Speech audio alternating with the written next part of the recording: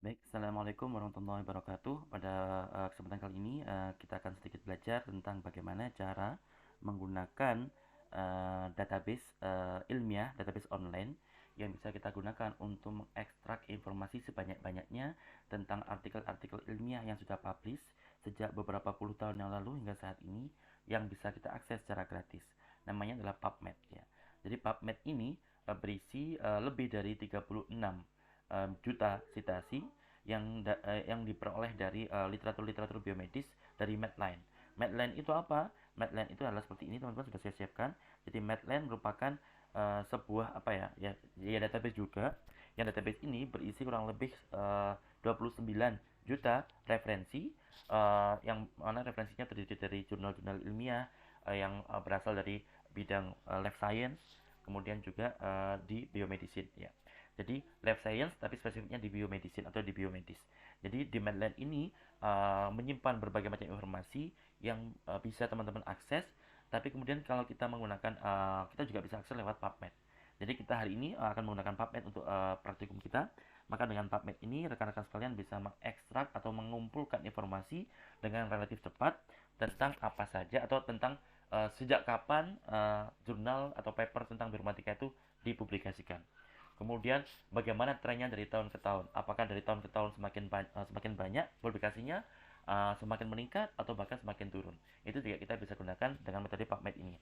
Jadi teman-teman dengan setelah mengikuti praktikum ini, harapan saya adalah teman-teman nanti bisa terbiasa untuk menggunakan PubMed untuk mengakses informasi tentang tentang data-data di bidang bioscience atau di biomedis ataupun juga data-data biologi karena di biologi adalah merupakan bagian daripada life science ya. Jadi atau ilmu hayati. Oleh karena itu teman-teman nanti bisa saya tunjukkan pertama-tama mari langsung kita saja untuk mempersingkat waktu. Kita persingkat. Jadi tujuan praktikum kita kali ini adalah untuk mengekstrak atau mengoleksi artikel-artikel ilmiah yang mengandung kata-kata bioinformatics. Supaya apa? Supaya kita tahu bahwa sejak kapan terminologi bioinformatik itu muncul atau digunakan oleh orang di bidang life science. Kemudian bagaimana trennya dari tahun ke tahun. Maka mari kita ketik di sini ya. Sebelumnya alamatnya adalah seperti ini, teman-teman bisa diklik pubmed.ncbi.nlm.nih.gov. Jadi ini merupakan alamat daripada PubMed itu sendiri. Kemudian tinggal di kolom pencariannya kita ketik bioinformatics ya. Di bioinformatics maka teman-teman akan terlihat di sini dia PubMed akan secara otomatis memberikan kita saran beberapa opsi kata. Semua itu bisa dicoba teman-teman, tapi kita sekarang mencoba tentang bioinformatics dulu. Ya, jadi kita spesifik fokus pada artikel-artikel ilmiah yang mengandung kata-kata bioinformatics. Setelah itu tinggal teman-teman enter atau teman-teman bisa klik search ya.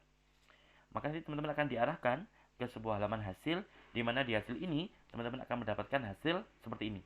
Bisa dilihat di sini angkanya, berarti menurut pencarian PubMed pada tanggal hari ini yaitu tanggal 27 September tahun 2023, kata kunci bioinformatics akan memberikan hasil sebanyak 493.509 hasil. Jadi ini merupakan artikel-artikel yang bisa kita anggap sebagai hits ya. Mungkin lebih lebih memudahkan adalah hits. Jadi hits itu adalah hasil pencarian yang kita peroleh menggunakan kata-kata atau kata kunci bioinformatics. Jadi lebih gampangnya penelitian pertama ini mendapatkan hasil 453.509 hasil, artikel hasil. Nah, terus kemudian untuk tahu bagaimana distribusi dari tahun per tahunnya, maka kita bisa klik di sini ada bagian enlarge untuk expand untuk memperbesar tampilannya. Maka dengan tampilan ini teman-teman bisa melihat bahwasanya uh, dari tahun ke tahun itu terjadi peningkatan ya. Meskipun di awal-awal tidak terlalu terlihat, ini agak sulit teman-teman maksud seperti bisa dilihat seperti ini. Jadi kalau ingin melihat angkanya di sini teman-teman bisa mengarahkan kursor teman-teman ke lokasi yang seperti yang saya tunjukkan di sini. Jadi tahun 1961 itu ada satu artikel yang menggunakan atau yang mengandung kata-kata bioinformatics. Atau kemudian kalau teman-teman geser, 60 adalah satu artikel juga. Tahun 59 ada satu artikel, tahun 58 ada dua artikel. Jadi ternyata tahun 58 merupakan tahun pertama kali kemunculan publikasi ilmiah menggunakan terminologi bioinformatics. Kemudian semakin ke sana semakin bertambah. Dari 2, 65, 0, 680 tidak ada publikasi terus mulai meningkat pada tahun ya 87 udah mulai ada 11 publikasi mulai meningkat, kemudian 88 12 artikel, 89 sudah sangat meningkat ya. Jadi nanti kita juga bisa melihat apa yang terjadi pada tahun 89 atau 88 atau 87. Karena mengapa kok setelah tahun itu di tahun 89 banyak sekali artikel yang mempublikasikan tentang bioinformatika. Kemudian kita juga bisa geser terus sampai sampai nanti meningkat pada tahun puncaknya pada tahun 2021. Karena pada tahun itu ada 53.446 artikel yang dipublikasikan yang mana mereka mengandung terminologi bioinformatika. Ya. Jadi itu merupakan cara kita untuk menggunakan PubMed untuk mengumpulkan data atau tentang artikel-artikel ilmiah yang mengandung kata-kata bioinformatics. Ya, kita tidak bisa gunakan bioinformatika karena bioinformatika itu bahasa Indonesia, tapi di sini kita gunakan bioinformatics sebagai bahasa Inggris karena PubMed ini memang menggunakan bahasa Inggris sebagai alat untuk pencariannya. Jadi bahasa utamanya adalah bahasa Inggris. Kemudian kita juga bisa mendownload hasilnya teman-teman dalam format CSV atau format comma separated value. Jadi teman-teman nanti bisa membuka dengan Excel ya seperti itu. Maka caranya adalah seperti ini. Di sini ada pilihan download ya. Tapi sebelum download teman-teman ada pilihan juga. Apakah teman-teman ingin menampilkan hasil itu berdasarkan rekomendasi terbaik yang diajukan oleh PubMed atau teman-teman ingin mengurutkan hasilnya atau hits kita tadi dengan berdasarkan most recent atau publikasi yang terbaru. Jadi berarti nomor 1 nanti diurutkan yang mulai dari yang paling baru dipublikasikan sampai nanti yang paling lama dipublikasikan terletak di posisi yang paling belakang. Atau juga teman-teman bisa mengurutkannya berdasarkan tanggal publikasinya. Hampir sama dengan most recent, maka teman-teman nanti akan mendapatkan artikel dengan publikasi tanggal publikasi yang paling baru itu akan muncul di paling atas, sedangkan yang paling lama muncul di bagian paling belakang. Atau teman-teman juga bisa mengurutkan hasil pencariannya dengan menggunakan berdasarkan nama peneliti pertamanya. Kita tahu bahwa peneliti pertama itu merupakan peneliti yang melakukan pekerjaan utama, maka nama yang terpenting, biasanya nama terpenting di artikel ilmiah itu nama pertama adalah pekerja utamanya, atau biasanya itu mahasiswa utama, mahasiswa doktoral biasanya. Kemudian kalau yang terakhir itu biasanya ada profesornya. Jadi seringkali kalau yang paling akhir itu menjadi koresponden author, yang mana setiap kali ada pertanyaan dari audien, misalkan dari kita membaca paper, kemudian kita punya pertanyaan tentang paper itu, maka kita biasanya harus mengirimkan email kepada koresponden author atau nama yang paling akhir. Mengapa? Karena nama paling akhir itu merupakan nama yang biasanya punya project, yang biasanya dia yang punya dana, yang biasanya beliau yang mendapatkan dana riset, yang nanti dana riset itu digunakan oleh peneliti pertama untuk mengerjakan proyeknya. Jadi nama pertama seringkali merupakan nama peneliti atau biasanya mahasiswa S3 untuk mengerjakan proyek itu sebagian besar, mayoritasnya. Kemudian nama terakhir juga pastinya juga bekerja paling keras mengerjakan proyeknya, mendapatkan dana risetnya, kemudian juga pastinya menulis artikelnya dan juga termasuk nanti menjadi koresponden author. Jadi kalau ada komplain-komplain tentang paper itu, seringkali yang dihubungi adalah koresponden author atau nama yang terakhir. Jadi kalau ingin teman-teman mengurutkan hasilnya atau hitsnya atau artikel yang diperoleh teman-teman dari berdasarkan nama peneliti pertamanya, maka teman-teman bisa memilih yang publication date ya. Jadi diurutkan sort by publication date. Atau teman-teman teman-teman ingin mengurutkan nama berdasarkan nama peneliti pertama, maka sort by first author atau nama peneliti yang pertama. Atau kemudian kalau teman-teman ingin mengurutkan berdasarkan nama jurnal di mana artikel ilmiah itu dipublikasikan, maka teman-teman tinggal memilih jurnalnya. Ya, jadi ini ada banyak pilihan yang bisa teman-teman akses. Lantas kemudian teman-teman juga bisa mendownload, maka downloadnya seperti ini caranya teman-teman. Teman-teman bisa mendownload, kemudian akan muncul seperti ini tampilannya. Karena saya tadi sudah mendownload, maka akan muncul beberapa jadi ini sama sebenarnya. Maka kita bisa memilih salah satunya ini yang baru saya download. Maka kita buka tampilannya seperti Excel dan di sini hanya berisi tentang tahun dan datanya saja. Ya, jadi di sini hanya berisi tahun dan datanya saja. Jadi misalkan teman-teman bisa lihat bahwa tahun 1958 sebagaimana yang tadi kita lihat secara manual ada dua artikel yang mengandung terminologi terminologi bioinformatics. Kemudian nilainya semakin meningkat, banyak tahun, misalkan mulai tahun 67, 66 sudah kosong ya, 0, tahun 66 tidak ada publikasi mengenai bioinformatika, sampai kemudian tahun 84 baru muncul kembali satu artikel ilmiah yang menggunakan terminologi bioinformatics. Itu sangat menarik untuk kita tahu, untuk mencari tahu nanti apa yang terjadi di antara tahun 65 dengan tahun 84. Jadi apa yang menyebabkan bioinformatics itu hilang dari peredaran? Mengapa kok tidak ada artikel yang dipublikasikan mengandung kata-kata bioinformatics? Dan apa juga yang terjadi sebelum tahun 84 sehingga menyebabkan munculnya ilmuwan yang mulai menggeluti bioinformatika lagi, atau yang mulai mempublikasikan artikel ilmiah dengan mengandung kata-kata bioinformatika lagi. Kemudian semenjak saat itu terus meningkat. Tahun 86 ada 3 artikel, tahun 87 ada 11 artikel, seterusnya, hingga puncaknya adalah tahun 2001, karena pada tahun 2001 itu terdapat 53.000 artikel yang mengandung kata-kata bioinformatika untuk sebagai kata kuncinya. Jadi ini merupakan puncak. Dan kita lihat di sini tahun 2002 dan 2023 nilainya semakin menurun. Bahkan tahun 2003 nilainya masih 35.000. Ini masih belum bisa kita analisis karena sekarang masih bulan September. Bisa jadi nanti di bulan Oktober, November, dan Desember nilai ini bisa mencapai nilai yang sama dengan tahun-tahun sebelumnya, sehingga masih belum bisa kita analisis lebih lanjut. Tapi kalau kita lihat, tengok dari 2001 dan 2022 yang mana terjadi penurunan sekitar 2.000 artikel, maka kita juga patut meneliti kira-kira apa yang terjadi di tahun itu, mengapa kok pada tahun 2022 terjadi penurunan artikel yang mengandung kata bioinformatika di dalamnya. Ya. Itu cara yang bisa kita ambil untuk menggunakan PubMed. Jadi dengan PubMed kita bisa tahu dari tahun ke tahun bagaimana artikel ilmiah yang digunakan atau yang dipublikasikan yang mengandung kata-kata bioinformatika itu dipublikasikan. Apakah naik atau turun, atau semakin naik atau semakin turun. Lantas kita kembali ke PubMed ya. Teman-teman, kalau teman-teman ingin, kita juga bisa memfilter teman-teman. Kita bisa memfilter semuanya seperti ini teman-teman. Teman-teman bisa melihat bahwa di sini PubMed memberikan kita opsi. Apakah kita mau meneliti artikel-artikel yang memiliki abstrak? Maka kalau teman-teman ingin mengambil semua artikel yang menampilkan abstraknya di PubMed ini, maka teman-teman tinggal mengklik ini.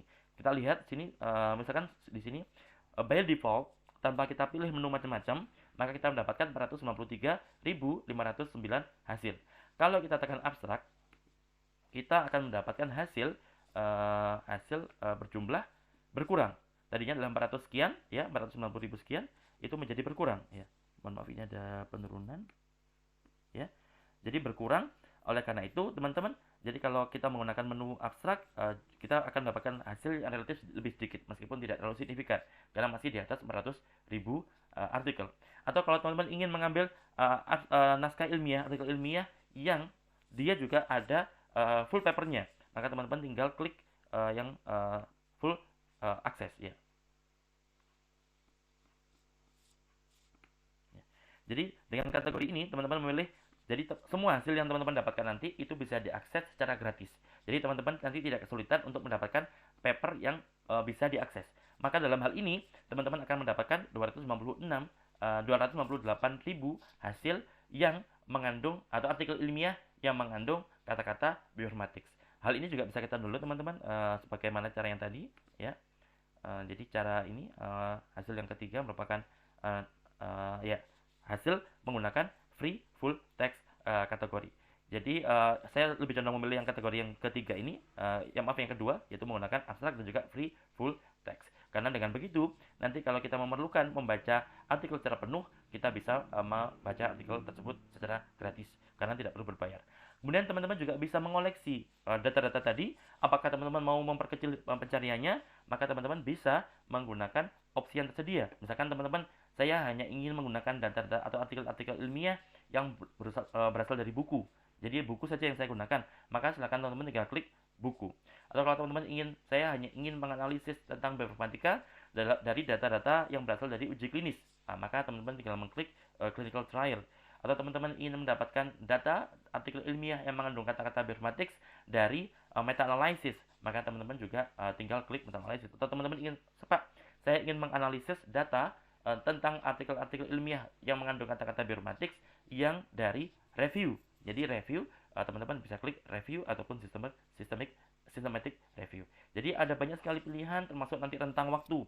Teman-teman, misalkan teman-teman lihat di sini, teman-teman bisa tahu bahwa di sini itu ada dengan kita gunakan menu abstrak dan free full text, berarti semua artikel ilmiah yang kita koleksi di sini itu bisa kita akses artikel ilmiahnya secara penuh, secara utuh. Jadi paper penuh kita ambil, kita dapati bahwa artikel paling awal adalah tahun 1984.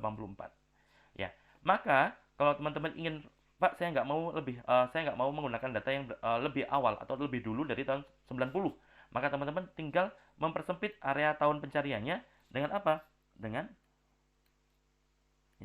dengan ini, dengan menggunakan rentang tahun. Ya, jadi teman-teman bisa misalkan 10 tahun terakhir saja bisa. Atau misalkan teman-teman kan kalau misalkan nanti menulis skripsi, biasanya diminta untuk menggunakan referensi yang 5 tahun terakhir. Maka teman-teman bisa mengklik 5 tahun terakhir. Maka kalau kita klik 5 tahun terakhir, maka kita akan dapatkan hasil yang pastinya jumlahnya lebih sedikit. Yang sekarang tersisa 150.000 artikel saja. Relatif panjang, relatif masih banyak, bisa teman-teman gunakan. Atau kita juga bisa perpanjang, perluas area pencariannya menjadi 10 tahun, maka kita pun akan mendapatkan hasil yang sedikit lebih banyak atau hampir 2 kali lipat dari paper yang teman-teman dapatkan selama 5 tahun terakhir. Itu semuanya terserah, bisa teman-teman explore macam-macam. Jadi itu merupakan praktikum yang nanti teman-teman lakukan untuk hari ini. Jadi silakan teman-teman mengoleksi data, kemudian nanti teman-teman silakan mendownloadnya, kemudian teman-teman juga bisa mengcopy gambar ini ya, mengcopy gambar ini, kemudian nanti semuanya tampilkan di file PowerPoint, nanti kemudian dikumpulkan, nanti akan kita bahas di sesi kuliah pasca teman-teman praktikum nanti. Jadi insya Allah teman-teman sudah bisa menyelesaikan bagian ini secara kurang lebih sekitar 3,5 jam atau 1 jam atau 50 menit sesuai SKS nanti, insya Allah cukup bagi teman-teman untuk mengeksplor ini. Atau kemudian teman-teman kalau seandainya teman-teman ingin kira-kira apa yang terjadi, kayak tadi kan kita riset ya. Kalau kita kembalikan ke menu awal, maka kita akan mendapati ada sekitar 470, ya ini masih belum, kita pilih yang tanpa abstrak tadi. Maka di sini kembali ke menu awal tadi bahwa kita tanpa memilih macam-macam, kita dapati ada 453.509 hasil. Di sini kita bisa juga kira-kira ini, kita ingin tahu kira-kira mengapa kok tahun 2001-2022 ini sudah mulai ada terjadi penurunan terkait Bioinformatika. Coba kita cari. Mungkin karena semakin banyak orang yang mulai menggunakan atau sudah mulai menggunakan bidang baru atau lebih condong menggunakan turunan daripada Bioinformatics. Misalkan apa? Misalkan sistem biologi. Maka tinggal kita klik. Ya, ternyata di sini dia memberikan saran ya. Saya ada salah ketik.